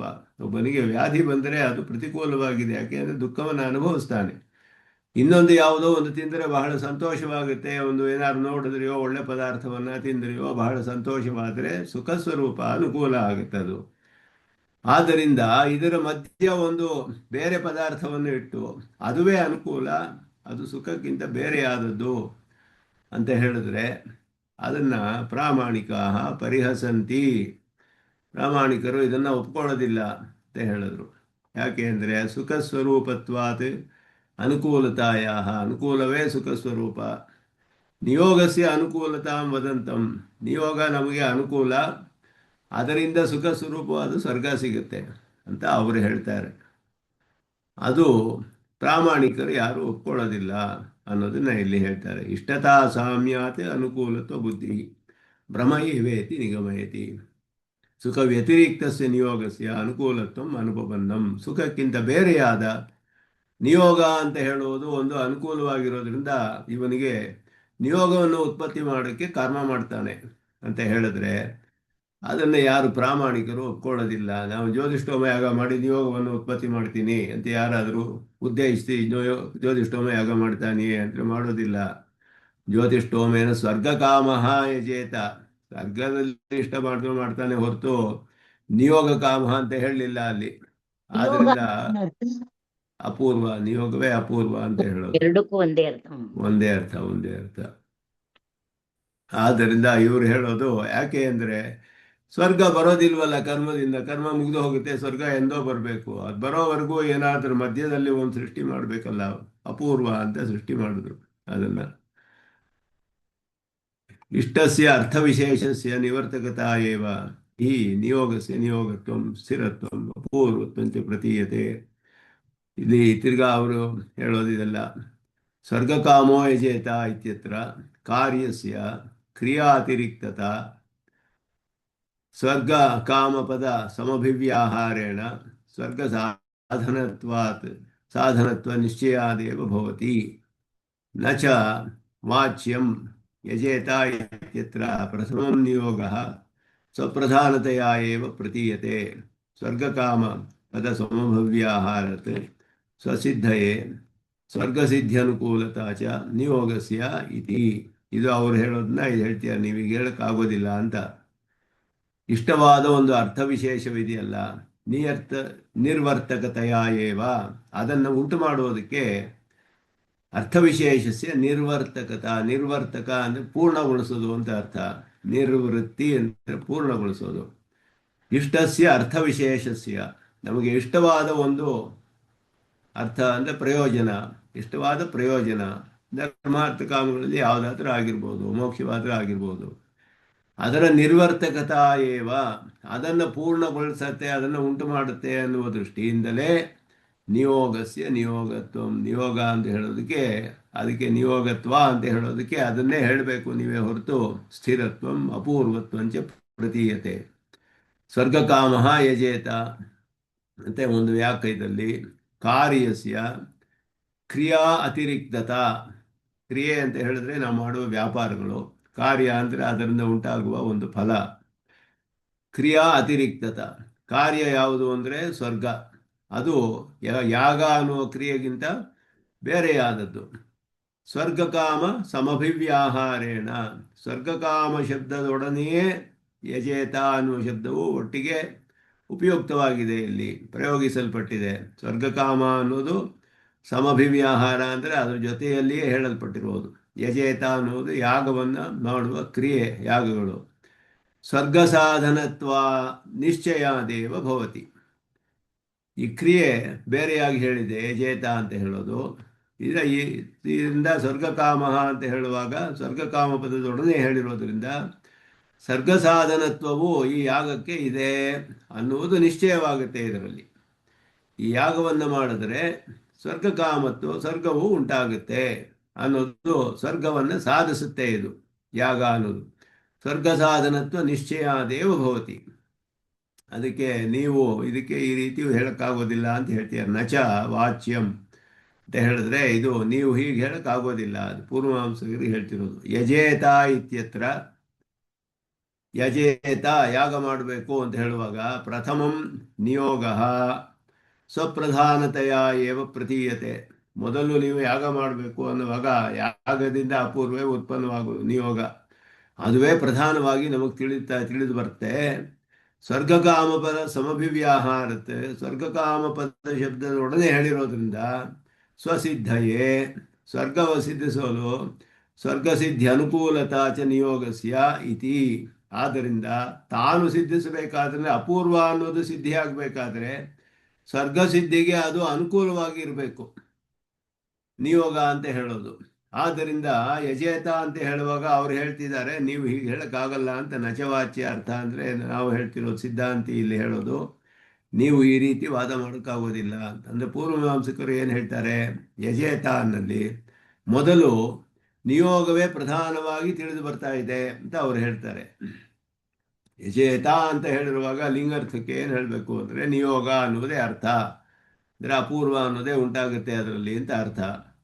ಸ್ವರ್ಗಕಾಮ ಶಬ್ದದ ಜೊತೆ ಅಲ್ಲಿ ಹೇಳಿರೋದ್ರಿಂದ ಏನಾಗುತ್ತೆ, ಅದು ಉಂಟಾಗಬೇಕಾದ್ರೆ, ಅಂದರೆ ನಿಯೋಗವು ಉಂಟಾಗಬೇಕಾದ್ರೆ, ಅಪೂರ್ವ ಸಿದ್ಧಿ ಆಗಬೇಕಾದ್ರೆ ಸ್ವರ್ಗಕಾಮ ಸಿದ್ಧಿಗೆ ಅನುಕೂಲವಾಗಿರ್ಬೇಕದು ನಿಯೋಗ, ಆಗಲೇ ನಿಯೋಗ ಅಂತ ಹೇಳೋದು ಸಾಧ್ಯ. ಆದ್ದರಿಂದ ಇಲ್ಲಿ ಲಿಂಗಾರ್ಥಕ್ಕೆ ನಿಯೋಗ ಅನ್ನಕ್ಕೆ ಅಪೂರ್ವವನ್ನೇ ನಾವು ಹೇಳಬೇಕು ಅನ್ನೋದು ಅವರ ಒಂದು ವಾದವನ್ನು ಹೀಗೆ ಹೇಳೋದು ನೀವು ಸರಿ ಇಲ್ಲ ಅಂತ ಹೇಳ್ತಿದ್ದಾರೆ. ಯಾಕೆ ಅಂದರೆ ಯಜೇತ ಇತಿ ಧಾತ್ವರ್ತಸ್ಯ ಯಜದೇವ ಪೂಜಾಯಾಮ್ ಅನ್ನೋದೇ ಧಾತ್ವರ್ಥ ಅಲ್ಲಿ. ಅದಕ್ಕೆ ಪುರುಷ ಪ್ರಯತ್ನ ಸಾಧ್ಯತಾ ಪ್ರತೀಯತೆ. ಯಾಗವನ್ನು ಮಾಡಬೇಕು ಅಂತ ಹೇಳಿದ್ರೆ ಅಂತೆ ಜ್ಯೋತಿಷ್ಠೋಮೇನೆ ಸ್ವರ್ಗಕಾಮ ವಯತ ಅಂದರೆ ಜ್ಯೋತಿಷ್ಠೋಮ ಯಾಗಂ ಭಾವಯೇತ್. ಪ್ರಯತ್ನ ಸಾಧ್ಯತಾ ಪ್ರತೀಯತೆ, ಪ್ರಯತ್ನದಿಂದ ಸಾಧಿಸಬೇಕು ಅನ್ನೋದು ತಿಳಿದು ಬರುತ್ತೆ. ಸ್ವರ್ಗಕಾಮಪದ ಸಮಭಿವ್ಯಾಹಾರಾದೇವ ಧಾತ್ವರ್ಥ ಅತಿರೇಕಿಣ ನಿಯೋಗಿತ್ವಂ ಸ್ಥಿರತ್ವಂ ಅಪೂರ್ವಂಚ ಇತ್ಯಾದಿ ಅವಗಮ್ಯತೆ. ಆದ್ದರಿಂದ ಸ್ವರ್ಗಕಾಮದ ಜೊತೆಯಲ್ಲಿ ಹೇಳಿರೋದ್ರಿಂದಲೇ ಇದು ಧಾತ್ವರ್ಥಕ್ಕಿಂತ ಬೇರೆಯಾದ ನಿಯೋಗತ್ವ, ಸ್ಥಿರತ್ವ, ಅಪೂರ್ವತ್ವ ಎಲ್ಲ ನಮಗೆ ತಿಳಿದು ಬರೋದು ಅದರ ಜೊತೆ ಹೇಳಿರೋದ್ರಿಂದ. ಅದೇನದು ಅಂದರೆ ಸ್ವರ್ಗ ಸಾಧನತ್ವ ಪ್ರತೀತಿ ನಿಬಂಧನ, ಸ್ವರ್ಗವನ್ನು ಸಾರಿಸುತ್ತೆ ಅನ್ನುವ ಜ್ಞಾನದಿಂದ. ಸಮವಿವ್ಯಾಹೃತ ಸ್ವರ್ಗಕಾಮ ಪದಾರ್ಥ ಅನ್ವಯ ಯೋಗ್ಯಂ ಸ್ವರ್ಗ ಸಾಧನಮೇವ ಕಾರ್ಯಂ ದೇವ ವಿತರ್ಕಿಕಿ ಲೋಕವ್ಯುತ್ಪತ್ತಿರಪಿ ತಿರಸ್ಕೃತ. ಲೋಕದಲ್ಲಿ ನೀವು ಹೇಳ್ತಾ ಇರುವಂತಹ ಸಮವಿವ್ಯಾಹೃತ ಸ್ವರ್ಗಕಾಮ ಪದಾರ್ಥ ಅನ್ವಯ ಯೋಗ್ಯಂ, ಜೊತೆಯಲ್ಲಿ ಹೇಳಲ್ಪಟ್ಟ ಸ್ವರ್ಗಕಾಮ ಪದಾರ್ಥಕ್ಕೆ ಅನ್ವಯಿಸಲು ಯೋಗ್ಯವಾದ ಸ್ವರ್ಗಕ್ಕೆ ಸಾಧನವಾದದ್ದೇ ಕಾರ್ಯವು ಲಿಂಗ್ ಮೊದಲದ್ದು ಹೇಳುತ್ತೆ ಅಂತ ಹೇಳುವಂತಹ ಲೋಕವ್ಯುತ್ಪತ್ತಿಯು ಕೂಡ ನೀವು ಹೇಳ್ತಾ ಇರೋದು ತಿರಸ್ಕಾರ ಮಾಡ್ತಿದ್ದೀವಿ ನಾವು ಅನ್ನೋದನ್ನು ಕಡೆಯಲ್ಲಿ ಇಲ್ಲಿ ಅದನ್ನು ಸಂಗ್ರಹ ಮಾಡಿ ಹೇಳ್ತಾರೆ. ಏತದುಕ್ತಂ ಭವತಿ ಅನ್ನೋದರಿಂದ ಇಲ್ಲಿ ನಿಯೋಗಸ್ಯ ಇದೆಲ್ಲ ಸ್ವಲ್ಪ ವಿಸ್ತಾರವಾಗಿ ವಿಚಾರ ಮಾಡ್ತಾರೆ. ಇಲ್ಲಿ ಏನು ಅಂತ ಹೇಳಿದ್ರೆ ಬರೀ ಪ್ರತಿತರ್ಕಗಳು ಪ್ರಧಾನವಾಗಿ. ಅವರ ಒಂದು ಇದನ್ನು ಅಪೂರ್ವ ಅನ್ನೋದು ನೀವು ನಿರೂಪಣೆ ಮಾಡೋಕ್ಕಾಗೋದಿಲ್ಲ ಅನ್ನೋದನ್ನು ಹೇಳ್ತಾ ಇದ್ದಾರೆ. ಆ ವಾಕ್ಯದಲ್ಲಿ ಜ್ಯೋತಿಷ್ಠೋಮೇನ ಸ್ವರ್ಗಕಾಮ ಯಜೇತ ಅನ್ನುವಾಗ ಯಜ ಧಾತುವಿಂದ ಬರೀ ಒಂದು ಅಪೂರ್ವ ಉಂಟಾಗೋದೇ ತಿಳಿದು ಬರುತ್ತೆ. ಅದು ಸ್ವರ್ಗಕಾಮ ಪದದೊಡನೆಯೇ ಇಲ್ಲಿ ಯಜೇತ ಅಂತ ಹೇಳಿರೋದ್ರಿಂದ ಅಪೂರ್ವವು ಸ್ವರ್ಗವನ್ನು ಸಾರಿಸೋದಕ್ಕೆ ಸಾಧನ ಅನ್ನೋದು ಸಿದ್ಧಿಸುತ್ತೆ ಅಲ್ಲಿ. ಯಾಕೆ ಅಂದರೆ ಅದರ ಜೊತೆಯೇ ಅಲ್ಲಿ ಹೇಳಿರೋದ್ರಿಂದ ಅದರ ಮೂಲಕವೇ ಸ್ವರ್ಗ ಸಿಗುತ್ತೆ ಅನ್ನೋದು ತಾನಾಗಿಯೇ ಅಲ್ಲಿ ಸಿದ್ಧಿಸುತ್ತೆ ಅನ್ನೋದನ್ನು ಇಲ್ಲಿ ಅವರು ಆ ರೀತಿ ವಾದ ಮಾಡ್ತಾರೆ. ನಿಯೋಗಸ್ಯ ಸುಖ ವ್ಯತಿರಿಕ್ತತ್ವೇನ ಹಿ ಅನುಕೂಲತ್ವಂ ದೂಷಿತಂ. ನಿಯೋಗಃ ಸುಖವಿಶೇಷ ಏವ ಇತಿ ತಸ್ಯ ಅನುಕೂಲತ್ವಂ ನಾಮ ತೃತೀಯಾಕಾರಃ ಸಂಭವತಿ. ಸುಖ ವಿಶೇಷವೇ, ಸುಖ ಅಂತ ಹೇಳೋದಿಲ್ಲ, ಸುಖ ವಿಶೇಷ, ಸುಖಕ್ಕಿಂತ ಬೇರೆಯಾದದ್ರಿಂದ ನಿಯೋಗ ಅನ್ನೋದು ಅದು ಅನುಕೂಲವಲ್ಲ ಅನ್ನುತ್ತೆ ಹೇಳಿದಾಗ ಸುಖ ವಿಶೇಷವೇ ಅನುಕೂಲತ್ವಂ ನಾಮ ತೃತೀಯಾಕಾರ ಸಂಭವತಿ. ಅನುಕೂಲವಾಗಿದ್ದು ಆಮೇಲೆ ಸುಖವನ್ನು ಉಂಟು ಮಾಡುತ್ತೆ. ಸುಖ ವಿಶೇಷತ್ವಂ ನಿರಾಕರೋತಿ. ಸುಖ ವಿಶೇಷ ಅಂತ ವಿಶೇಷ ಅನ್ನೋ ಶಬ್ದವನ್ನು ಸೇರಿಸ್ತಾರೆ ಒಂದು ಸುಖ ವಿಶೇಷ ಅಂತ ಹೇಳಿಬಿಟ್ಟು. ತೃತೀಯಾಕಾರ ದೂಷಣೆ ಕ್ರಿಯಮಾಣೆ ಅರ್ಥಾತ್ ದ್ವಿತೀಯಾಕಾರಸ್ಯ ದೂಷಿತೋ ಭವತಿ ಇಷ್ಟತ್ವ ನಿರಾಸಾತ್. ಇಷ್ಟಸ್ಯ ಸ್ವತಃ ಇಷ್ಟಸ್ಯ ಇತಿ ಅಭಿಪ್ರಾಯಃ. ಸ್ವತಃ ಇಷ್ಟತ್ವಂ ಚ ಸುಖಸ್ಯ. ಸ್ವತಃ ಶಬ್ದೇನ ಸಾಧನತೆ ಇಷ್ಟತ್ವ ವ್ಯಾವೃತ್ತಿ. ನಿಯೋಗತ್ವ ಅಂದರೆ ನಿಯೋಗತ್ವ ಅಂದರೆ ಇಲ್ಲಿ ಪ್ರೇರಕತ್ವ ಅಂತ ಅರ್ಥ, ಅದು ಒಂದು ಅರ್ಥವಿದೆ. ವಿಧಿ ಅಂತಲೂ ಒಂದು ಅರ್ಥವಿದೆ. ಅದಕ್ಕೆ ಅಪೂರ್ವ ಅನ್ನೋದೇ ಅರ್ಥ. ಅದು ಅಪೂರ್ವವೇ ಇವನನ್ನು ಪ್ರೇರಣೆ ಮಾಡುತ್ತೆ ಅಂತ ಹೇಳಿಬಿಟ್ಟು. ಸ್ಥಿರತ್ವಂ ಅಂದರೆ ಸ್ಥಾಯಿತ್ವಂ, ಅಪೂರ್ವತ್ವಂ ಪ್ರಮಾಣಾಂತರ ಅಗೋಚರತ್ವಂ, ಬೇರೆ ಪ್ರಮಾಣದಿಂದ ತಿಳಿದೇ ಬರುವಂತಹ ಸ್ಥಿರವಾದ ಒಂದು ನಮ್ಮನ್ನು ಪ್ರೇರಣೆ ಮಾಡುವ, ಈ ಕಾರ್ಯವನ್ನು ಮಾಡುವ ನಮ್ಮನ್ನು ಪ್ರೇರಿಸುವಂತಹದ್ದು ಅದು ಅಲ್ಲಿ ಉತ್ಪನ್ನವಾಗುತ್ತೆ. ಅದುವೇ ನಿಯೋಗ ಅಪೂರ್ವ ಅಂತಲೇ ಅದಕ್ಕೆ ಹೇಳೋದು. ಬೇರೆ ಮೊದಲು ಇರಲಿಲ್ಲ, ಅದು ಹೊಸದಾಗಿ ಉತ್ಪನ್ನವಾಗುತ್ತೆ.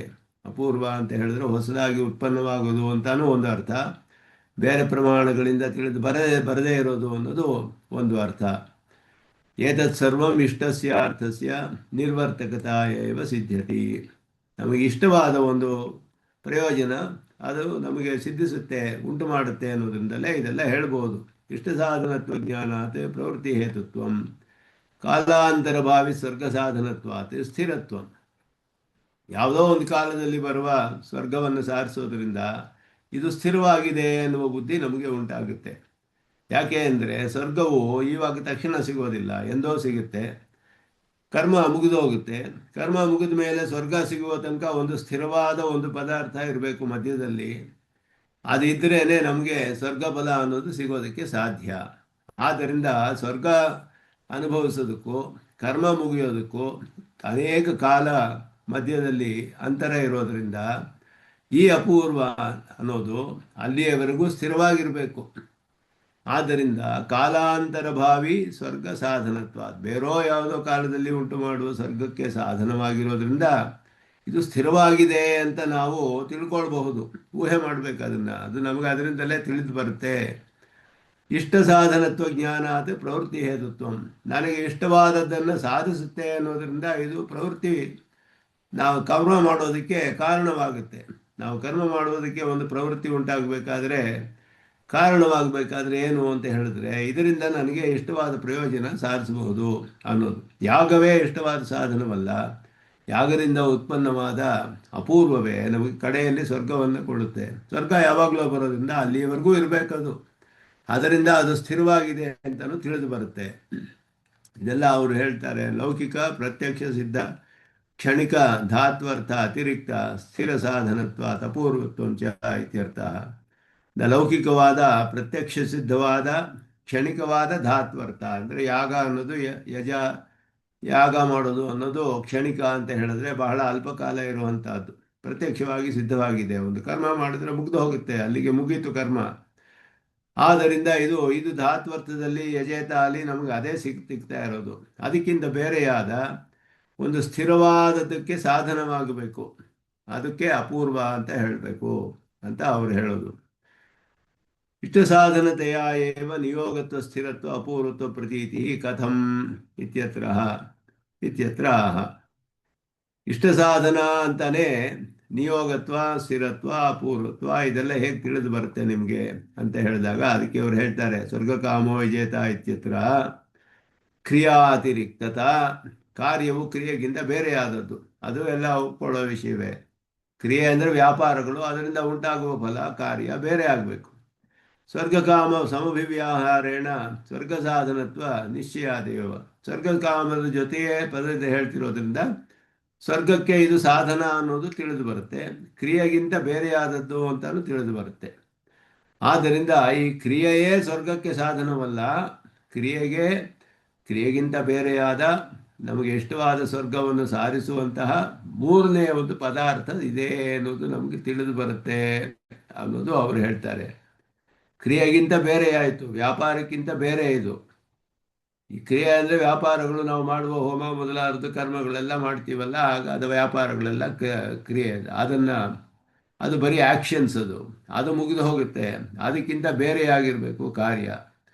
ಮತ್ತೆ ಸ್ವರ್ಗಕಾಮ ಪದ ಜೊತೆಯಲ್ಲಿಯೇ ಈ ಅಚೇತ ಅನ್ನುವ ಶಬ್ದ ಹೇಳಿರೋದ್ರಿಂದ ಸ್ವರ್ಗಕ್ಕೆ ಸಾಧನವಾಗಿದೆ ಅನ್ನೋದು ತಿಳಿಬೇಕು. ಆದ್ದರಿಂದ ಕ್ರಿಯೆಗಿಂತ ಬೇರೆಯಾದ ನಮಗೆ ಇಷ್ಟವಾದ ಸ್ವರ್ಗಕ್ಕೆ ಸಾಧನವಾಗುವುದರಿಂದ ಈ ಎರಡು ಕಾರಣಗಳಿಂದಲೂ ಇದಕ್ಕಿಂತ ಬೇರೆಯಾದ ಇನ್ನೊಂದು ಪದಾರ್ಥ ಸಿಗುತ್ತೆ ಅಂತ ಇಲ್ಲಿ ಹೇಳ್ತಾರೆ ಅವರು. ಆದ್ದರಿಂದ ನಿಯೋಗವೇ ಮೊದಲ ನಮಗೆ ಪ್ರಧಾನವಾಗಿ ತಿಳಿದು ಬರುತ್ತೆ ಯಜೇತ ಅಂತ ಹೇಳುವಾಗ.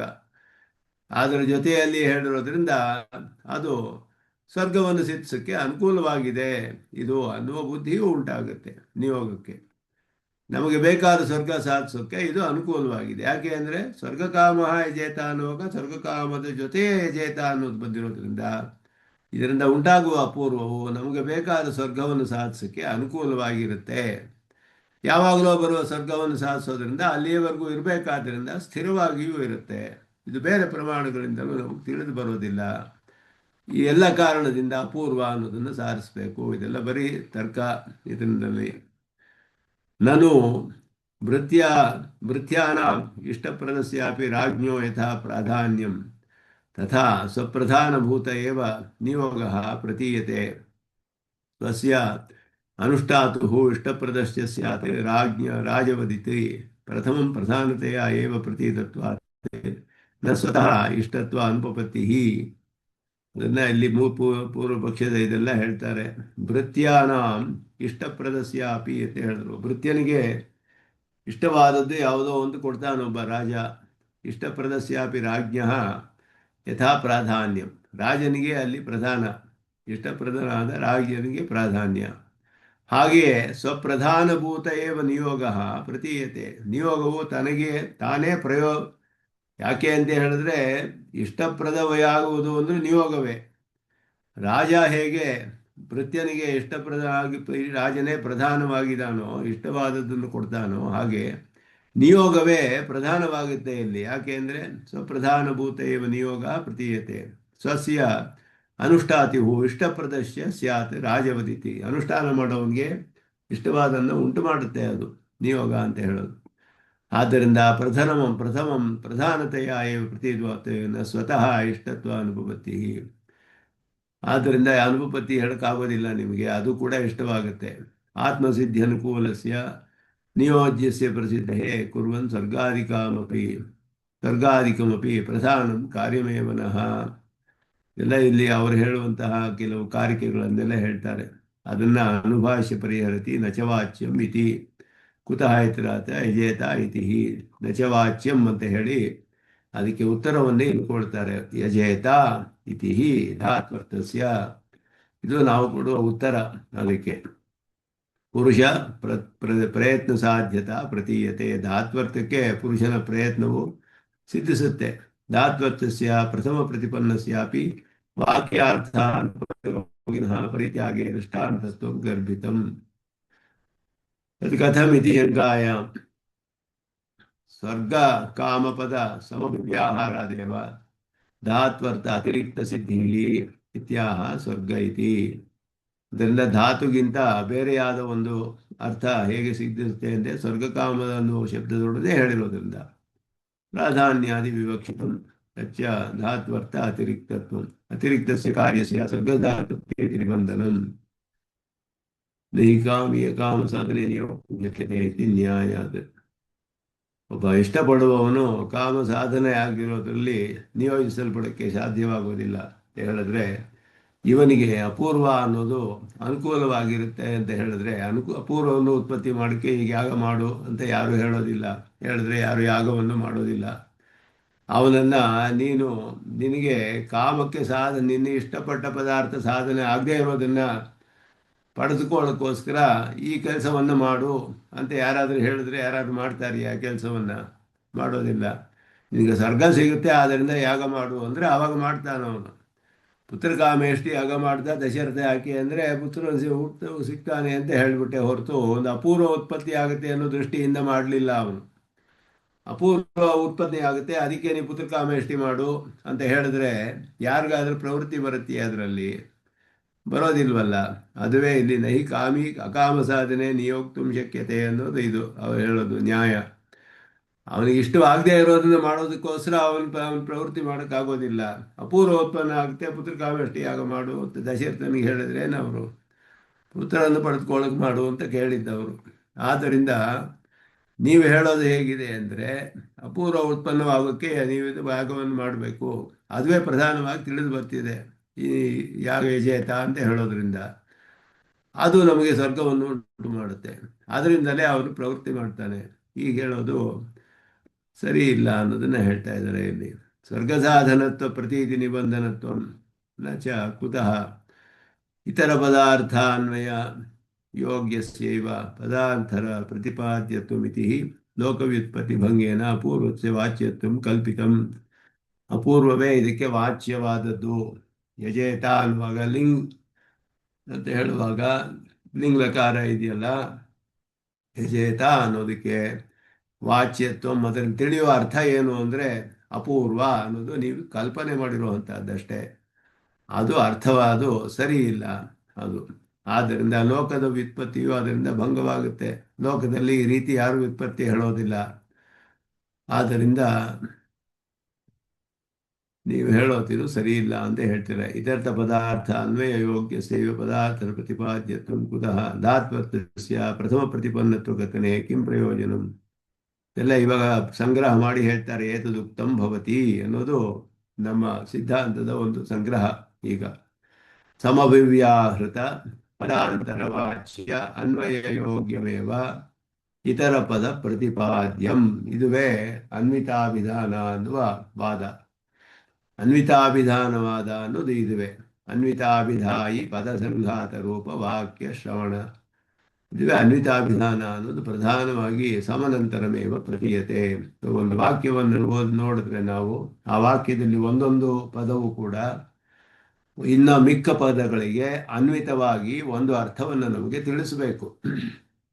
ಸ್ವರ್ಗಕಾಮ ಅಂತ ಹೇಳುವ ಶಬ್ದವು, ಯಜೇತ ಅನ್ನುವ ಶಬ್ದವು ಅದರ ಅರ್ಥವನ್ನು ಒಂದಕ್ಕೆ ಒಂದಕ್ಕೆ ಅನ್ವಯವಾಗುವಂತೆ ತಿಳಿಸಿ ನಮಗೆ ಅರ್ಥವನ್ನು ತಿಳಿಸಬೇಕು. ಆದ್ದರಿಂದ ಸ್ವರ್ಗವನ್ನು ಇಷ್ಟಪಡುವವನು ಯಾಗವನ್ನು ಮಾಡಬೇಕು ಅನ್ನೋ ತಿಳಿಯುತ್ತೆ ಹೊರತು ಇದಕ್ಕಿಂತ ಬೇರೆಯಾದ ಅಪೂರ್ವ ಅನ್ನುವ ವಾಚ್ಯತ್ವ ಅಲ್ಲಿ ಬಂದರೆ ಅದಕ್ಕೆ ಅನ್ವಯವೇ ಇಲ್ಲ. ಅವರು ಹೇಳ್ತಾರೆ, ಏನು ಹೇಳ್ತಾರೆ ಅಂದರೆ ಅಭೀತ ಅನ್ವಯವಾದಿಗಳು ಹೇಳೋದು ಯಜೇತ ಅನ್ನಕ್ಕೆ ಯಾಗ ಮಾಡಬೇಕು, ಸ್ವರ್ಗಕಾಮ ಅಂದರೆ ಸ್ವರ್ಗಕಾಮನೆ ಉಂಟು ಮಾಡಬೇಕು. ಇವಾಗ ಅದು ಎರಡು ಅರ್ಥ ತಿಳಿಯಿತು. ಈ ಅರ್ಥ ತಿಳಿದ ಮೇಲೆ ಇದಕ್ಕೆ ಅನ್ವಯ ಬರ್ತಾ ಇಲ್ಲ. ಯಾಕೆ ಅಂದರೆ ತಾತ್ಪರ್ಯವೇನು ಅಂತ ಹೇಳಿದ್ರೆ ಕರ್ಮದಿಂದ ಸ್ವರ್ಗ ಉಂಟಾಗೋದಿಲ್ಲ, ಕರ್ಮದಿಂದ ಅಪೂರ್ವ ಉಂಟಾಗುತ್ತೆ. ಆದ್ದರಿಂದ ಮತ್ತೆ ಅದನ್ನು ರಿವಿಸಿಟ್ ಮಾಡಬೇಕು, ಮತ್ತೆ ಈ ಶಬ್ದಗಳ ಅರ್ಥವನ್ನು ನಾವು ಮತ್ತೆ ನೋಡಿ ಪರೀಕ್ಷೆ ಮಾಡಬೇಕು. ಯಜೇತ ಅಂತ ಹೇಳುವಾಗ ನೀವು ಅಪೂರ್ವವನ್ನು ಅನುಕೂಲವಾಗಿರೋದ್ರಿಂದ ಅದನ್ನು ಉಂಟು ಮಾಡೋಕ್ಕೋಸ್ಕರ ಇದು ಮಾಡಬೇಕು ಅನ್ನೋದನ್ನು ಅರ್ಥ ಮಾಡ್ಕೊಳ್ಬೇಕು. ತಿರ್ಗಾ ಶಬ್ದಗಳ ಅರ್ಥ ಮೊದಲು ಏನು ತಿಳಿಯುತ್ತೋ ಅದು ಅನ್ವಿತವಾಗಿ ತಿಳಿಯೋದಿಲ್ಲ, ಅನನ್ವಿತವಾಗಿ ತಿಳಿಯುತ್ತೆ. ಮೊದಲು ಶಬ್ದಗಳ ಅರ್ಥ ಒಂದೊಂದು ಅರ್ಥ ತಿಳಿದ್ಬಿಡುತ್ತೆ. ಆಮೇಲೆ ತಾತ್ಪರ್ಯ ಏನು ಅನ್ನೋದನ್ನು ನಿಶ್ಚಯ ಮಾಡ್ಕೊಳ್ಬೇಕು. ಕರ್ಮದಿಂದ ಸ್ವರ್ಗ ಸಿಗಕ್ಕೆ ಸಾಧ್ಯವಿಲ್ಲ. ಯಾಕೆ ಅಂದರೆ ಸ್ವರ್ಗ ಯಾವತ್ತೋ ಬರುತ್ತೆ, ಕರ್ಮ ಮುಗಿದು ಹೋಗುತ್ತೆ. ಅಲ್ಲಿವರೆಗೂ ಏನಾದರೂ ಒಂದು ಮಧ್ಯದಲ್ಲಿ ಇರಬೇಕು ನಮಗೆ ಸ್ವರ್ಗ ಉಂಟು ಮಾಡ್ಕೊಳ್ಳೋಕ್ಕೆ. ಆದ್ದರಿಂದ ಯಜೇತ ಸ್ವರ್ಗಕಾಮ ಅನ್ನೋದನ್ನು ನೇರವಾದ ಅರ್ಥ ತಗೊಂಡ್ರೆ ಇದು ಅನ್ವಯ ಸಿಗೋದಿಲ್ಲ ನಮಗೆ. ಆದ್ದರಿಂದ ತಾತ್ಪರ್ಯದಲ್ಲಿ ಮಧ್ಯದಲ್ಲಿ ಒಂದು ಪದಾರ್ಥ, ಸ್ಥಿರವಾದ ಪದಾರ್ಥ ಇರಬೇಕಾಗುತ್ತೆ. ಅದನ್ನು ನಾವು ಕಲ್ಪನೆ ಮಾಡಿ ಆ ಅರ್ಥವನ್ನು ಮತ್ತೆ ಯಜೇತ ಆಗಿ ನಾವು ಅರ್ಥ ಮಾಡ್ಕೊಳ್ಬೇಕು. ಆದ್ದರಿಂದ ಯಜೇತ ಎಂದ ಅಪೂರ್ವ ಸಿದ್ಧಿಯೇ ನಮಗೆ ಸಿಕ್ಕಿ ಅದರ ಸ್ವರ್ಗಕಾಮ ಪದದ ಜೊತೆಯಲ್ಲಿ ಹೇಳಿರೋದ್ರಿಂದ ಈ ಅಪೂರ್ವವು ಸ್ವರ್ಗವನ್ನು ಉಂಟು ಮಾಡಿಕೊಡುತ್ತೆ ಅನ್ನೋ ಬುದ್ಧಿ ಇವನಿಗೆ ಉಂಟಾಗುತ್ತೆ. ಅದುವೇ ಅದರಲ್ಲಿ ಅರ್ಥ ತಿಳ್ಕೊಳ್ಬೇಕು. ಇದರಿಂದಲೇ ಅವನು ಆ ಯಾಗವನ್ನು ಮಾಡೋಕ್ಕೆ ಪ್ರವರ್ತಿಸ್ತಾನೆ. ಯಾಕೆ ಅಂದರೆ ಅಪೂರ್ವವು ಎಂದೋ ನಮಗೆ ಸ್ವರ್ಗ ಉಂಟು ಮಾಡೋದ್ರಿಂದ ಈಗ ಅವನಿಗೆ ಅನುಕೂಲವಾಗಿ ತೋರುತ್ತೆ. ಅಪೂರ್ವ ಅನ್ನೋದು ಅನುಕೂಲವಾಗಿ ತೋರೋದ್ರಿಂದ ಪ್ರವೃತ್ತಿ ಉಂಟಾಗುತ್ತೆ ಇವನಿಗೆ. ಈ ರೀತಿ ವಾದ ಮಾಡ್ತಾರೋ. ಅದಕ್ಕೆ ಹೇಳ್ತೀವಿ ಅಪೂರ್ವ ಅನ್ನೋದು ಯಾರಿಗೂ ಯಾವ ಅನುಕೂಲವೂ ತೋರೋದಿಲ್ಲ. ಈ ಸ್ವರ್ಗ ಇಷ್ಟ ಸಾಧನ, ಇಷ್ಟ ಅನ್ನೋದು ಬಿಟ್ಟು ಬೇರೆ ಯಾವುದೂ ಇಲ್ಲ ಮಧ್ಯದಲ್ಲಿ ಅಪೂರ್ವ ಅನ್ನೋದು. ಇದು ಪದಾರ್ಥಗಳು, ಪದಗಳು ಅನ್ವಿತವಾಗಿಯೇ ಅರ್ಥವನ್ನು ಉಂಟು ಮಾಡುತ್ತೆ. ತಾತ್ಪರ್ಯ ನಿಶ್ಚಯ ಮಾಡಿಬಿಟ್ಟು ಪದಗಳ ಅರ್ಥ ಮಾಡೋದು ಸರಿ ಇಲ್ಲ. ವಾಕ್ಯದಲ್ಲಿ ಪದಗಳು ತಾವು ಅನ್ವಿತವಾಗಿಯೇ ಅರ್ಥವನ್ನು ನಮಗೆ ಉಂಟು ಮಾಡುತ್ತೆ. ಆದ್ದರಿಂದ ಅನ್ವಯಕ್ಕೆ ಅನುಗುಣವಾದ ಅರ್ಥವನ್ನು ನಾವು ತಿಳಿದುಕೊಳ್ಬೇಕೆ ಹೊರತು ಅರ್ಥವನ್ನು ಮೊದಲು ನಿಶ್ಚಯ ಮಾಡಿಬಿಟ್ಟು ತಾತ್ಪರ್ಯವನ್ನು ಆಮೇಲೆ ಪದಗಳಿಗೆ ಅದಕ್ಕೆ ಅನುಗುಣವಾದ ಅರ್ಥವನ್ನು ಬದಲಾಯಿಸಿ ಮತ್ತೆ ತಿಳಿದುಕೊಳ್ಳೋದು ಸರಿ ಇಲ್ಲ. ಇದು ಅಭೀತ ಅನ್ವಯ ಅನ್ನುವ ವಾದ. ಸತ್ಯಜ್ಞಾನಮನಂತ ಬ್ರಹ್ಮ ಹಾಗೆಲ್ಲ ಈ ರೀತಿ ಅರ್ಥ ಮಾಡ್ತಾರೆ. ಅದ್ವೈತವರಲ್ಲಿ ವ್ಯವಹಾರೇ ಭಾಟ್ಟನಯ ಅನ್ನೋದು ಪ್ರಸಿದ್ಧವಾಗಿ ಹೇಳಲ್ಪಡುವಂಥದ್ದು. ಅವರು ಮಾಡುವ ವ್ಯಾವಹಾರಿಕ ಸತ್ಯತ್ವದಲ್ಲಿ ಭಾಟ್ಟರು ಅಂದರೆ ಕುಮಾರಿಲ ಭಟ್ಟರು ನಿರೂಪಣೆ ಮಾಡುವ ಅಭಿಹಿತಾನ್ವಯವಾದವನ್ನೇ ಅನುಸರಿಸ್ತಾರವರು. ಆದ್ದರಿಂದಲೇ ಸತ್ಯಂ ಅನ್ನೋದು ಒಂದು ಅರ್ಥ ತಿಳಿಸುತ್ತೆ, ಜ್ಞಾನಂ ಅರ್ಥ ತಿಳಿಸುತ್ತೆ, ಅನಂತಂ ತಿಳಿಸುತ್ತೆ, ಬ್ರಹ್ಮ. ಇವಾಗ ಇದು ಯಾವುದು ಸರಿಯಾಗಿ ಅನ್ವಯ ತಿಳಿಸ್ತಿಲ್ಲ ನಮಗೆ. ಯಾಕೆ ಅಂದರೆ ಬ್ರಹ್ಮಕ್ಕೆ ಯಾವ ಗುಣಗಳು ಇಲ್ಲ. ಆದ್ದರಿಂದ ಸತ್ಯ ಅನ್ನೋದು ಸತ್ಯವಾದ ಗುಣವನ್ನು ತಿಳಿಸೋಕ್ಕೆ ಸಾಧ್ಯವಿಲ್ಲ. ಮತ್ತೆ ಅದನ್ನು ಹೋಗಿ ರಿವಿಸಿಟ್ ಮಾಡಿ ಮತ್ತೆ ನೋಡಿ ಆ ಶಬ್ದಗಳ ಅರ್ಥವನ್ನು. ಸತ್ಯ ಅನ್ನೋದು ಸತ್ಯವಾದ ಅರ್ಥವನ್ನು ತಿಳಿಸೋಕ್ಕೆ ಸಾಧ್ಯವಿಲ್ಲ, ಅಸತ್ಯವಲ್ಲ ಅಂತ ಅರ್ಥ ಮಾಡ್ಕೊಳ್ಬೇಕು ಅದಕ್ಕೆ. ಯಾಕೆ ಅಂದರೆ ಈ ತಾತ್ಪರ್ಯಕ್ಕೆ ಅನುಗುಣವಾಗಿ ಮತ್ತೆ ಅರ್ಥವನ್ನು ಅದನ್ನು ನಾವು ತಿಳ್ಕೊಳ್ಬೇಕು. ಮೊದಲಿಯೇ ಅದು ಅನ್ವಿತವಾಗಿ ಅರ್ಥವನ್ನು ತಿಳಿಸೋದಿಲ್ಲ ನಮಗೆ ಪದಗಳು. ಅದಕ್ಕೆ ಅಭೀತಾನ್ವಯವಾದ ಅಂತ ಅರ್ಥ ಶಬ್ದ, ಇದೇ ಹೆಸರು. ನಾವು ಹೇಳೋದು ಅನ್ವಿತ ಅಭಿಧಾನ, ಅನ್ವಿತವಾದ ಅಭಿಧಾನ. ಶಬ್ದ ವಾಕ್ಯಗಳು ತಿಳಿಯುವಾಗಲೇ ಸತ್ಯತ್ವ, ಜ್ಞಾನತ್ವ, ಅನಂತತ್ವ ವಿಶಿಷ್ಟವಾದ ಬ್ರಹ್ಮ ಅನ್ನುವ ಶಬ್ದ ಅರ್ಥವೇ ತಿಳಿದು ಬರುತ್ತೆ ನಮಗೆ ವಾಕ್ಯದಲ್ಲಿ. ಆದ್ದರಿಂದ ನಾವು ತಾತ್ಪರ್ಯವನ್ನು ಬೇರೆಯಾಗಿ ನಿಶ್ಚಯ ಮಾಡಿ ಅದಕ್ಕನುಗುಣವಾಗಿ ಮತ್ತೆ ಹೋಗಿ ಮೊದಲು ವಾಕ್ಯ ಓದಿದಾಗ ಸತ್ಯಕ್ಕೆ ಒಂದು ಸತ್ಯ ಅನ್ನೋ ಶಬ್ದ ಅರ್ಥ ತಿಳಿಯಿತು, ಆಮೇಲೆ ತಿಳಿಯಿತು. ವಾಕ್ಯ ಎಲ್ಲ ಓದಿದಾಗ ಇದ್ಯಾಕೋ ಇದು ತಾತ್ಪರ್ಯಕ್ಕೆ ವಿರುದ್ಧವಾಗಿದೆ, ಆದ್ದರಿಂದ ಮತ್ತೆ ಅದನ್ನು ಸತ್ಯ ಶಬ್ದಕ್ಕೆ ಬೇರೆಯಾಗಿ ಅರ್ಥ ಮಾಡಬೇಕು. ಹೀಗೆ ಹೇಳೋದು ಸರಿಯಿಲ್ಲ. ವಾಕ್ಯವನ್ನು ಓದುವಾಗಲೇ ಅನ್ವಿತವಾದಾಗೆ ಪದಗಳು ಅರ್ಥವನ್ನು ತಿಳಿಸುತ್ತೆ ಅನ್ನೋದು ಪ್ರಾಭಾಕರರ ವಾದ. ಮೀಮಾಂಸಕರಲ್ಲಿ ಪ್ರಾಭಾಕರರು ಅನ್ವಿತಾಭಿಧಾನವನ್ನೇ ಹೇಳ್ತಾರೆ. ಅವರ ಪ್ರಕಾರವೇ ಅದನ್ನು ಇಲ್ಲಿ ಏತದುಕ್ತಂ ಭವತಿ ಇಲ್ಲಿ ಭಾಷಿಕಾರರು ಅದನ್ನು ಹೇಳ್ತಿದ್ದಾರೆ. ಸಮಭಿವ್ಯಾಹೃತ ಪದಾಂತರ ವಾಚ್ಯ ಅನ್ವಯ ಯೋಗ್ಯಂ. ಸಮಭಿವ್ಯಾಹೃತ ಅಂದರೆ ಜೊತೆಯಲ್ಲಿ ಹೇಳಲ್ಪಟ್ಟದು. ಸತ್ಯಕಾಮ ಸರ್ಗಕಾಮ ಯಜೇತ ಎರಡು ಜೊತೆಯಲ್ಲಿ ಹೇಳಿದೆ. ಸತ್ಯಂ, ಜ್ಞಾನಂ, ಅನಂತಂ, ಬ್ರಹ್ಮ ಎಲ್ಲ ಜೊತೆಯಲ್ಲಿ ಹೇಳಲ್ಪಟ್ಟ ಶಬ್ದಗಳು ಸಮಭಿವ್ಯಾಹೃತ. ಪದಾಂತರ ವಾಚ್ಯ, ಇನ್ನೊಂದು ಪದದಿಂದ ವಾಚ್ಯವಾದ ಅರ್ಥ.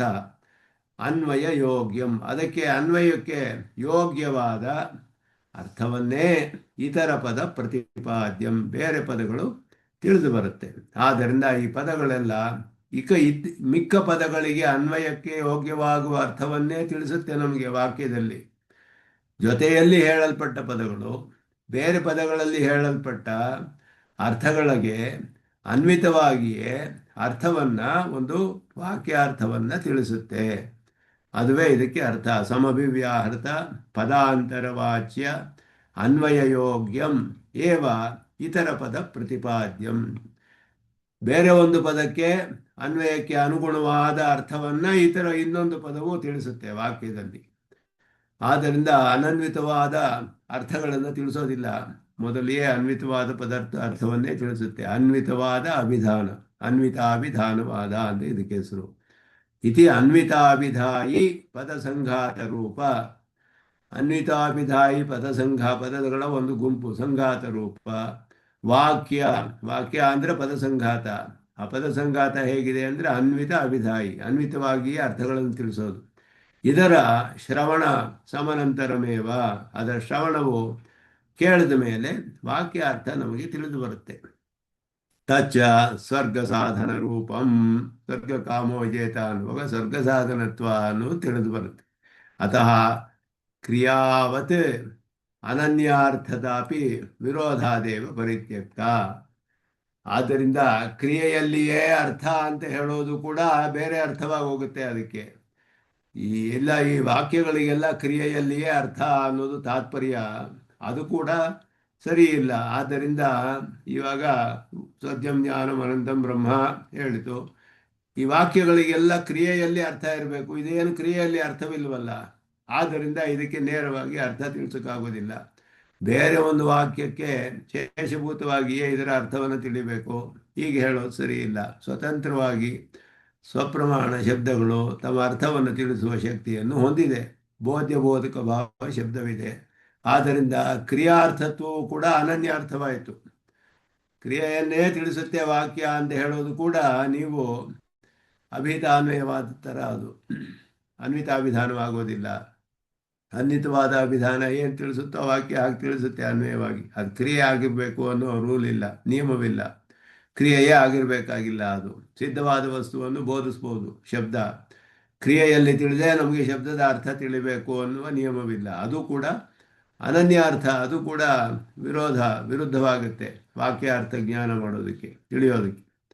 ಅದಕ್ಕೆ ಒಂದು ಉದಾಹರಣೆಯನ್ನು ಕೊಡ್ತಾರೆ. ಅತಏವ ಗಂಗಾಯಾಮ್ ಘೋಷಃ ಇತ್ಯಾದವು. ಘೋಷ ಅಂದರೆ ಹಳ್ಳಿ ಅಂತ ಅರ್ಥ, ಗ್ರಾಮ.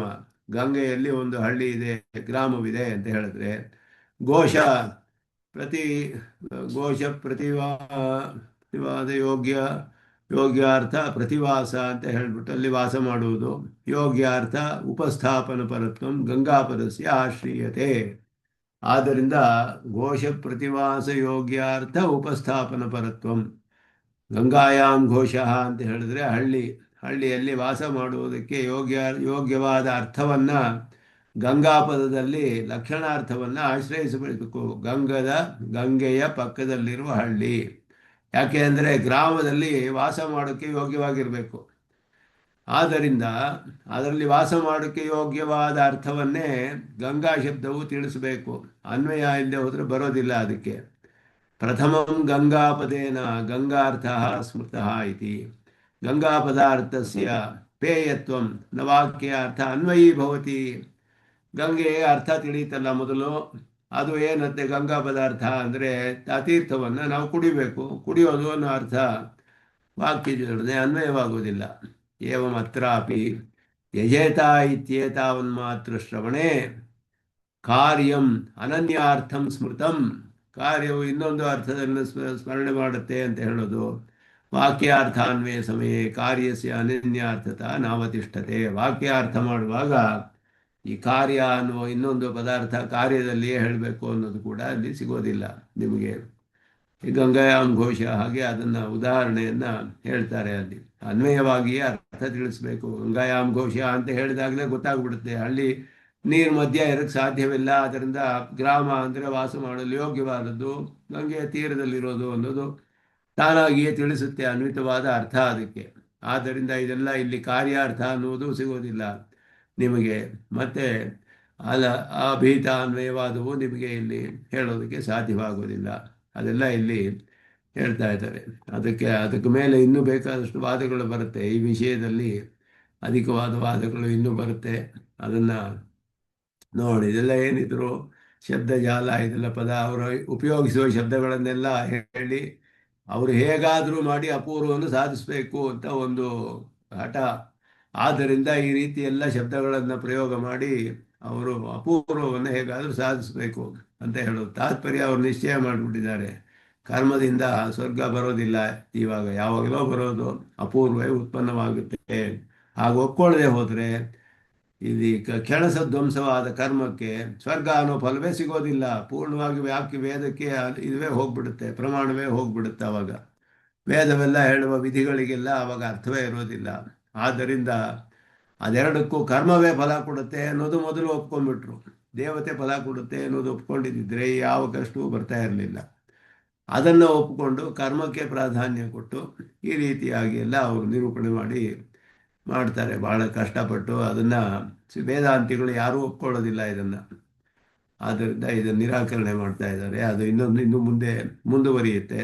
ಸ್ವಲ್ಪ ಇದು ಕ್ಲಿಷ್ಟವಾದ ಭಾಗ, ತರ್ಕಗಳು, ಅವರ ಪಾರಿಭಾಷಿಕ ಶಬ್ದಗಳನ್ನೆಲ್ಲ ಉಪಯೋಗಿಸಿ ಮಾಡೋದು. ಅದನ್ನು ಮುಂದುವರಿಸೋಣ ಅಂತ ಹೇಳಿ ಸರ್ವ ನಮಸ್ಕಾರಗಳನ್ನು ತಿಳಿಸಿಕೊಳ್ತಾರೆ.